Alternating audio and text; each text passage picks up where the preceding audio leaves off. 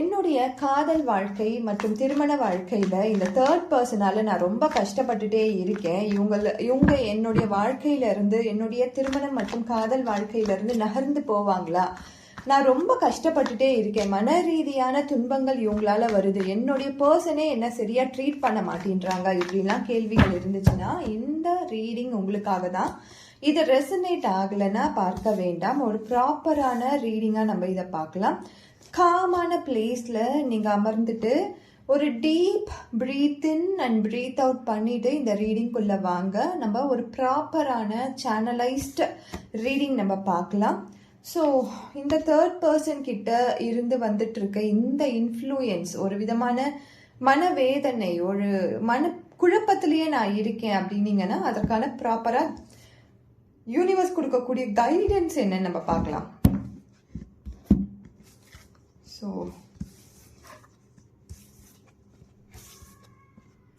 So இந்த கார்ட்ஸ்லாம் பார்த்தாலே உங்களுக்கு தெரியும். ஃபர்ஸ்ட் கார்டு பார்த்தீங்கன்னா ace of wands. Ace of வாண்ட்ஸ்ன்னு சொல்லும்போது இவங்களுடைய இன்ஃப்ளூயன்ஸ், இவங்களுடைய தாட்ஸ் அண்ட் திங்கிங் உங்களுடைய ரிலேஷன்ஷிப்பில் கண்டிப்பாக இன்ஃப்ளூயன்ஸாக ஆகிருக்குது. அவங்க கிட்ட இருந்து நிறைய ஜெல்லசி அண்ட் ஈகோ நீங்கள் ஃபேஸ் பண்ணியிருப்பீங்க. இப்போ நீங்கள் இந்த ரீடிங்கை பார்த்துட்டு இருக்கீங்கன்னா தேர்ட் பர்சனால நீங்கள் சஃபர் ஆகிட்டு இருக்கீங்கன்னு பொழுது இந்த எனர்ஜியோட கனெக்ட் ஆகிறதுக்கு கப்ஸ் அப்படின்னு சொல்லி கனெக்ஷன் பண்ணிக்கோங்க. இந்த ரீடிங்கோட கனெக்ட் ஆகிக்கோங்க. இமோஷனல் வைஸில் நீங்கள் கனெக்ட் ஆகிக்கோங்க. ஸோ அந்த பர்சன் கிட்ட இருந்து நிறைய ஜெல்லசி அண்ட் ஈகோ ஃபர்ஸ்ட் நீங்கள் உங்களுடைய லைஃப்பில் ஃபேஸ் பண்ணிட்டு இருக்கீங்க. அந்த பர்சன் தேர்ட் பர்சனாக இருந்து உங்களுடைய பார்ட்னரை தூண்டி விடுறது மட்டும் இல்லாமல் உங்கள் மேலேயும் அவங்களுக்கு பொறாமை இருக்குது, ஒரு ஈகோவும் இருக்குது. ஸோ நீ எப்படி என்னுடைய இடத்துல இருக்கலாம், நான் இருந்த இடம் அது அப்படின்ற அந்த ஈகோவும் ஜெல்லசியும் ரொம்ப அதிகமாகவே இருக்குது. இப்போ அவங்க இந்த ரிலேஷன்ஷிப்லலாம் இருந்திருக்க மாட்டாங்க.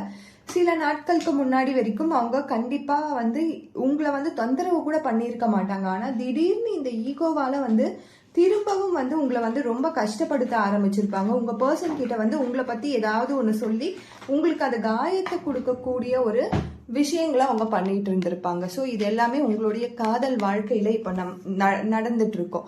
நீங்க 3 பேருமே சேர்ந்து கூட பேசியிருப்பீங்க. நீங்க 3 பேருமா சேர்ந்து கூட பேசியிருப்பீங்க. ஆனாலும் இதுக்கு ஒரு முடிவே இருந்திருக்காது.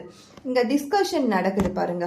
அந்த டிஸ்கஷன் கூட நீங்க பண்ணியிருப்பீங்க. நீங்க உங்களுடைய ஸ்டாண்ட் எடுக்கிறதுக்காக அந்த எக்ஸ்ட்ரீம் கூட போயிருப்பீங்க. இப்போ நீங்க இதை பார்த்துட்டு இருக்கும்போது நான் அந்த முயற்சி எடுத்தேன், அந்த தேர்ட் பர்சனை பத்தி எனக்கு பயம்லாம் கிடையாது, என்னுடைய பார்ட்னர் கிட்ட நான் பேசி, அந்த தேர்ட் பர்சன் கிட்டயும் நான் பேசி ஒரு முடிவுக்கு கொண்டு வரதுக்கான முயற்சிகள்ல நான் இறங்கியிருக்கேன் அப்படின்னு நீங்க ஆல்ரெடி பண்ணியிருந்தீங்கன்னா எஸ் சொல்லி கமெண்ட் செக்ஷன்ல கமெண்ட் பண்ணுங்க. ஆனாலும் இந்த பெரும் முயற்சியும் உங்களுக்கு ஒரு விதமான காயத்தை தான் கொடுத்துருக்கோம். ஆனால் உங்கள் பர்சன் உங்களை லவ் பண்ணிட்டு தான் இருக்காங்க, உங்களை நேசிச்சுட்டு தான் இருக்காங்க. இந்த கப்ஸ் எக்ஸ்சேஞ்சில் தான் இருக்குது. ஆனால் நீங்கள் பேசும்போதும் என்ன ஆகுதுன்னா அந்த தேர்ட் பர்சனோட அந்த டாபிக் தான் இங்கே அதிகமாக போயிட்டுருக்கு. லவ் எனர்ஜியை விட தேர்ட் பர்சனோட டாமினேஷன் ரொம்ப அதிகமாக போயிட்டுருக்கு. இந்த டாமினேஷன், அக்ரெசிவ்னஸ், ஒரு விதமான விட்டுட்டே போக மாட்டேன் அப்படின்ற அவங்க சொல்லக்கூடிய அந்த ஒரு அவங்களுக்கே இருக்கக்கூடிய அந்த ஒரு எப்படி சொல்றது, ஒரு காய உணர்வு, மற்றவங்களை காயப்படுத்தி நாசிஸ்டிக் உணர்வுமே இதில் தெரியுது. டாமினேஷனாக இருந்தால் கூட உங்களுக்கு நன்மை அப்படின்னு தெரிஞ்சிச்சுன்னா கண்டிப்பாக அதை நீங்கள் ஏற்றுப்பீங்க. ஆனால் அந்த பர்சன் உங்களை காயப்படுத்தி உங்களை கஷ்டப்படுத்தணும் அப்படின்ற அந்த தாட் ரொம்ப அவங்களுக்குள்ள இருக்குது, இன்ஃப்ளூயன்ஸ் ஆகிருக்கு. நீங்களே இந்த உறவை விட்டு விலகி போயிட்டீங்கன்னா நல்லா இருக்கும், நீங்களே இந்த உறவுல இருந்து வெளியில் போயிட்டீங்கன்னா நல்லா இருக்கும். நீங்கள் எதுக்கு இந்த உறவில் இவ்வளோ ஸ்டடியாக இருக்கீங்க, இவ்வளோ ஸ்ட்ராங்காக இருக்கீங்க, இவ்வளோ லவ் எனர்ஜி எதுக்கு உங்கள் 2 பேருக்குமே இருக்குது அப்படின்ற அந்த பொறாமை உணர்வு ரொம்ப மேலோங்கி இருக்குது. உங்களை தனிமைப்படுத்துறது மட்டும்தான் அவங்களுடைய ஒரே எண்ணமாக இருக்குது. அந்த பர்சனோட ஒரு தாட் என்னவா இருக்குது, ஏன் இப்போ உங்கள் லைஃப்பில் இவ்வளோ காயத்தை கொடுக்குறாங்கன்னா உங்களை காயப்படுத்தி உங்களை தனிமைப்படுத்தணும், இந்த உறவுலேருந்து உங்களை வெளியில் கூட்டிகிட்டு நீங்கள் தனியாக இருக்கணும், அதுதான் அவங்களோட இன்டென்ஷனாகவே இருக்குது. ஸோ இந்த பர்சனோட எனர்ஜி ரொம்ப ஹை லெவலில் தான் இருக்குது, ரொம்ப ஹை இன்ஃப்ளூயன்ஸில் தான் இருக்குது. சில சமயம் நீங்கள் போராடியும் பார்த்துருக்கீங்க, நீங்கள் உங்களால் முடிஞ்ச அந்த எஃபர்ட்டையும் போட்டிருக்கீங்க. ஆனால் அந்த தேர்ட் பர்சன் கிட்ட இருந்து உங்களுக்கு வெறும்னே ஒரு காயம் மட்டும்தான் கிடைச்சிருக்கு. ஏன்னா அவங்க ஸ்ட்ராங்கான இமோஷன்ஸ்ல உங்க கூட இருக்காங்க. நீங்க அந்த உறவுல இருந்து உங்க பார்ட்னருக்கும் உங்களுக்கும் இருக்கக்கூடிய உறவு என்பது முறிஞ்சிடுச்சு. நீங்க 2 பேருமே செப்பரேட் ஆயிட்டீங்கன்னா அவங்க காம் ஆயிடுவாங்க. ஆனா அவங்களுக்கு தேவையானதும் அதுதான். நீங்க 2 பேரும் பிரியணும். அது மட்டும்தான் அவங்களுக்கு தேவையான ஒரு உணர்வா இருக்கு. இதுக்கான கிளியரன்ஸ் என்ன வருதுன்னு நம்ம பார்த்துடலாம். ஸோ கிளியரன்ஸ் கார்டா பிரபஞ்சம் நம்மளுக்கு சொல்லக்கூடிய விஷயம் என்ன, நம்மளுக்கு இதுக்கு கிளியரன்ஸ் என்ன கொடுக்குறாங்க அப்படின்னு நம்ம பார்ப்போம். So 7 of Swords, 3 of Wands, 6 of Wands, again the Devil card and King of Wands. இதில் பார்த்தீங்கனாலே உங்களுக்கு ஒரு ஃபயர் எனர்ஜி இதில் தெரியுது, தீவிர தன்மை இதில் தெரியுது.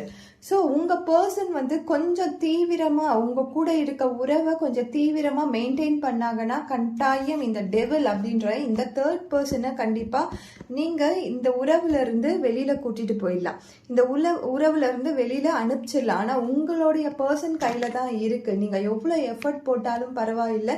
நீங்கள் என்ன தான் வந்து திரும்ப திரும்ப அந்த பர்சன் கூட போய் ஒரு சமாதானத்துக்கு பேசினாலும் பரவாயில்லை, அதெல்லாம் வேலைக்கே ஆகாது. ஆனா உங்களுடைய பர்சன், நீங்க யாரை காதலிக்கிறீங்களோ, அது பெண்ணாக இருந்தாலும் சரி ஆணாக இருந்தாலும் சரி, அவங்க எஃபர்ட் போடணும். இந்த இடத்துல அவங்க எஃபர்ட் போட்டா மட்டும்தான் இதுக்கு ஒரு விடிவு காலம் வரும். அது வரைக்கும் இதுக்கு ஒரு விடிவு காலமே வராது. அவங்க புரிஞ்சுக்கிட்டு இவங்க வேண்டாம், இந்த பர்சன் கிட்ட இருந்து நான் உறவை முறிச்சுக்கிறேன் அப்படின்னு அவங்க சொன்னா மட்டும்தான் இந்த உறவுல இருந்து வெளியில வரதுக்கான வாய்ப்புகள் இருக்கு. அது வரைக்கும் இந்த டெவில் அப்படின்ற அந்த அடிக்ஷனுக்குள்ளதான் நீங்க, அடிக்ஷனான ஒரு உறவுக்குள்ளதான் நீங்க இருந்துகிட்டே இருப்பீங்க. நீங்க எஃபர்ட் போடுறதால இதுல எந்த ஒரு மாற்றத்தையும் நீங்க கொண்டு வர மாட்டீங்க. அந்த பர்டிகுலரா உங்களுடைய பர்சன்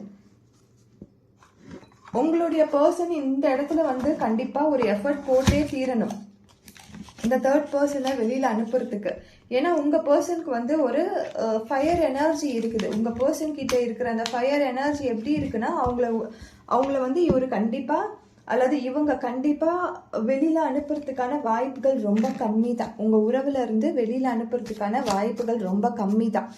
ஆனாலும் நீங்க முயற்சி பண்ணுங்க, உங்க பர்சனுக்கு புரிய வைங்க. கட்டாயம் இந்த 3rd பர்சனை விலக்கி வைக்கணும்னா அவங்க உங்க சைட்ல இருந்து உங்களுக்கு கோஆப்ரேட் பண்ணணும், உங்களுக்காக ஸ்டாண்ட் பண்ணணும். கண்டிப்பா அந்த முயற்சியில நீங்க இறங்குங்க, உங்களுக்கு வெற்றி கிடைக்கும். இப்போ இந்த 3rd பர்சன் என்னதான் இப்போ எதிர்பார்க்குறாங்க அல்லது நெக்ஸ்ட் மூவ் என்னவா இருக்கு அப்படின்னு நம்ம பார்க்கலாம். ஸோ இந்த 3rd பர்சன் கிட்ட இருந்து நீங்க எதிர்பார்க்குற விஷயங்கள் என்ன எதிர்பார்க்கலாம் இன் ஃபியூச்சர் நியர்பைல அப்படின்னு நம்ம பார்ப்போம். So cut down, abundance, cut down and ship அப்படின்னு வந்திருக்கு. ஸோ நீங்கள் எஃபர்ட் நம்ம முன்னாடியே பார்த்த மாதிரி தான் நீங்களும் உங்கள் பர்சனும் பேசி இந்த 3rd பர்சன் கிட்ட இருக்க இந்த ஜெல்லசியும் ஈகோவையும் உங்களுடைய பார்ட்னர் கிட்ட புரிய வச்சிங்கன்னா கண்டிப்பாக இந்த டிஸ்கஷன்ஸ்லாம் அவங்க 2 பேருமே பண்ணுற அந்த டிஸ்கஷன்ஸ் கம்மியாகும். அப்படி கம்மியாச்சுன்னா கண்டிப்பாக லவ் எனர்ஜி உங்கள் லைஃப்லேயுமே கண்டிப்பாக மறுபடியும் அக்குமுலேட் ஆகும். திரும்பவும் உங்கள் வாழ்க்கையில் ஒரு சந்தோஷமான ஒரு உறவை நீங்கள் எதிர்பார்க்கலாம். ஆனால் அதுக்கு முன்னாடி என்ன பண்ணணும், அந்த அபண்டன்ஸை கிரியேட் பண்ணணும். ஒரு அன்பை நீங்கள் 2 பேருக்குள்ள மியூச்சுவலாக கிரியேட் பண்ணணும். உங்களுக்கும் உங்கள் பார்ட்னருக்கும் இருக்கக்கூடிய அந்த மிஸ் அண்டர்ஸ்டாண்டிங்லேருந்து வெளியில் வந்து நீங்கள் 2 பேரும் ஒரு அண்டர்ஸ்டாண்டிங்குள்ள வாங்க. இவங்களால தான் நம்ம வாழ்க்கையில் இவ்வளோ பிரச்சனைகள் நடந்துட்டு இருக்கு. இவங்க சொல்கிறத நம்ம இவங்களுடைய தாட்ஸை கொஞ்சம் கம்மி பண்ணோம் அப்படின்ற அந்த ஒரு கவுன்சிலிங்கை கொடுக்க ஆரம்பிங்க. உங்கள் பர்சனுக்கு கட் டவுன் பண்ணுங்க. நீங்கள் இன்னும் வந்து ரொம்ப வந்து சண்டை போட்டுட்டே இருக்காம ஒரு ஷார்ப்பான வார்த்தைகளை உங்கள் பார்ட்னர் கிட்ட பேசுறத நிறுத்திட்டு கொஞ்சம் அண்டர்ஸ்டாண்டிங்காக பேச ஆரம்பிங்க. கண்டிப்பாக இது அந்த பர்சனோட டைஸ்லாம், அதாவது கட்டி வச்சிட்டு இருக்க அந்த கயிறெல்லாம் கலைஞ்சு உங்ககிட்ட இருந்து நகர்ந்து போகிறத நீங்க கண்கூடா பார்க்கலாம்.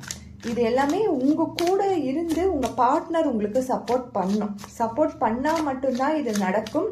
என் பார்ட்னர் அவங்க கூடயே போயிட்டாங்க, இப்போ என் கூட இல்லை அப்படின்லாம் சொன்னீங்கன்னா கட்டாயம் அது வந்து நடக்கிறதுக்கு வாய்ப்புகள் கம்மி தான். இப்போ உங்க கூட இருக்காங்க, ஆனால் அந்த 3rd பர்சன் கூடயும் பேசிட்டு இருக்காங்க அப்படின்னும் போது கண்டிப்பாக நீங்கள் முயற்சி பண்ணீங்கன்னா அந்த 3rd பர்சனை நீங்கள் உங்கள் வாழ்க்கையிலேருந்து, உங்கள் காதல் வாழ்க்கையிலேருந்து விலக்கி வைக்கலாம். ஸோ இப்போ இதற்கான இதில் பார்த்தீங்கன்னா தெரியும் த ஸ்னேக் வந்திருக்காங்க, எ snake with a girl.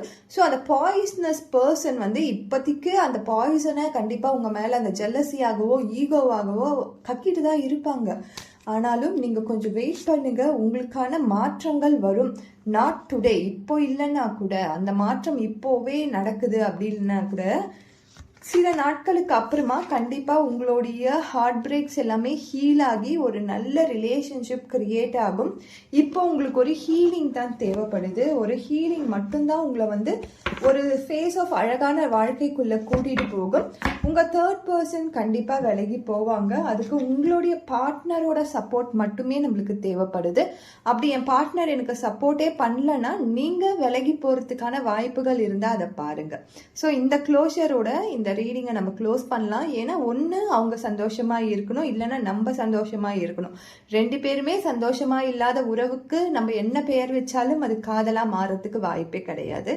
So அவங்க எப்போ இருந்தாலும் அந்த தேர்ட் பர்சனை தான் நம்புவாங்கன்னும் பொழுது நீங்கள் அந்த இடத்துல நீங்கள் டிசர்விங்கும் கிடையாது. உங்கள் சந்தோஷத்தையோ உங்களுடைய துக்கத்தையோ ஒருத்தவங்க கிட்ட எதிர்பார்த்து காத்துட்டு இருக்கிறதுக்கு நீங்களே சந்தோஷமாக இருங்க, நீங்களே சந்தோஷமாக உங்கள் வாழ்க்கையை வாழுங்க.